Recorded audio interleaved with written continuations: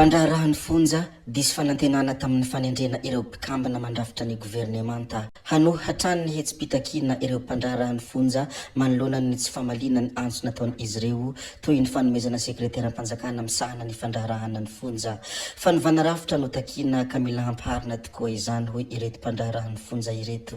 Ny omaly kosa dia nilazany solombavambahoaka Rajerson Antoine efa vita mialoha iny fifidianana biro iny hoe ity solombavambahoaka ity raha nitafa tamin'ny mpanao gazety. Nambarany ihany koa fa fanambazana vola mialoha sy fampitahorana ireo mpifidy no nisy teto talohan'ny fifidianana mpikambana anatin'ny biro mahalitry ny anterimeram-pirenena hoe ity solombavambahoaka Rajerson Antoine ity izay voafidy tao Arivony Mamy.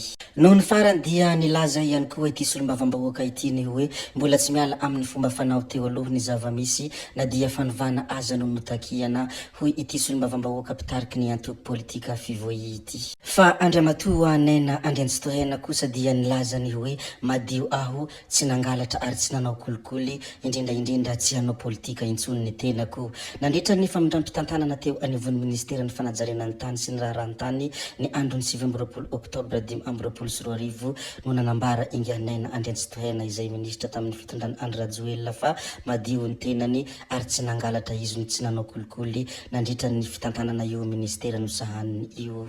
Manoloana izany zavatra nolazainy izany moa dia andrasana araka izany ny valin'ny fanadihadiana sy fitsirihana atao araka ny baiko nomeny Premier Ministre amin'io ministera izay notantanany io na mitombina tokoa ny voalazany na fanadiovantena fotsiny. Fa mazava kosa ny hafatrinaina madio hony izy ary tsy nanao kolikoly hony inaina Andriantsitohena. Fa Ramatoa Christine Razanamasoa kosa dia nilazany hanao vendondra raha ny fanalana ny sazy izay napetraky ny vondrony Afrikanina. Nataony moa izany fanambarana izany raha nandray ny fitenenana izy ny Andro Omaly amin'ny maha-ministry ny raharaham-bahiny ny tenany. Mifanendran-dalana amin'izany isan'ny tanjona lehibe ho azy koa ny hanazava ny zava-misy ara-politika eto Madagasikara sy hitondra ny hetahetan'ny malagasy any amin'ny sehatra iraisam-pirenena. Tsy ny fanjakana no mamorona asa, mila miantso mpampiasa vola hampitombonany asa isika hoy ny hafatry ny filoha Randrianirina Mikaela. Raha voanaheno ny isan'ny ireo tanora 790 izay nivoaka fianarana dia hoe hoeza ianareo no hiasa hoe Andrianirina Mikaela.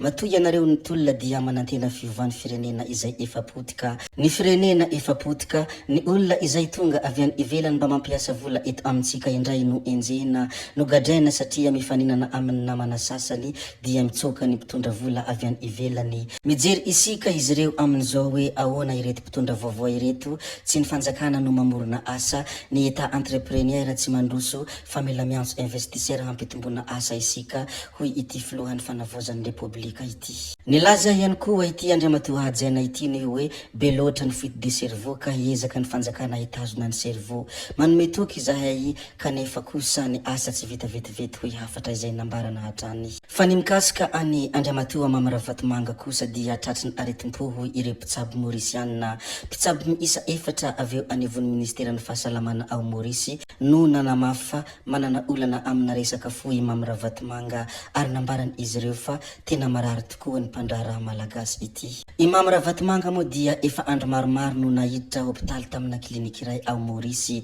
Nilaza moa i Premier Ministre Navain fa mora ny miteny hoe manana olana amin'ny fo fa mba hialana amin'ny ireo fametraha-pantanena ireo ka anisany antony nandefasana ireo mpitsabo 4 ireo nanamarina tokoa ny toe-pahasalamany ity mpandraharaha malagasy ity. Tompoko vavy sy tompoko lahy, zay ihany koa no namarana ny videontsika koa dia mankasitraka anareo na vitanay hatramin'ny farany ary mbola manentana anareo foana ny mbola hanaraka ny video manaraka izay alatsaka hiato misesisesy zay fa tsy halavy ny resaka hametra veloma izay veloma vetivety amin'ny manaraka indray no manao ny misimisy veloma ary tompoko lahy veloma tompoko vavy.